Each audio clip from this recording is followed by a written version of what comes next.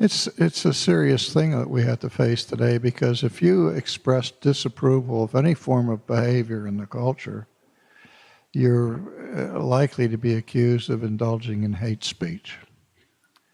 And even homophobia, the word itself, suggests fear of those who have a particular sexual orientation. I don't think it has anything to do with fear. I think it has to do with whether this is a behavioral pattern that is acceptable to God. And if we preach what the Bible teaches, then that must mean that we hate people who are into this thing. That's really a silly inference from it. I have homosexual friends, people who are homosexual, whom I love, and they are my neighbors, and they know very well that I don't think that God approves of their behavior, but they understand that my coming to that conclusion has nothing to do with how I feel about them as people.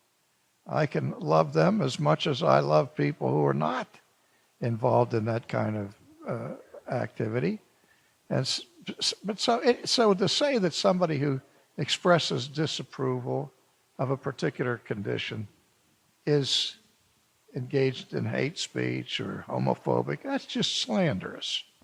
And but I think we're seeing increasingly that trajectory in the culture, and I see within a very short period of time preachers being called on the carpet, threatened with the loss of their IRS exemption and so on if they speak against homosexual behavior or gay marriage, And you know the story already about people who would not bake cakes for same-sex marriages or provide flowers for same-sex marriages have had significant consequences that they've had to pay. And I see the day coming, and it may be within the next 2 weeks, where if somebody comes to St. Andrews and they want me to perform a same-sex marriage, I'm going to tell them no, I can't.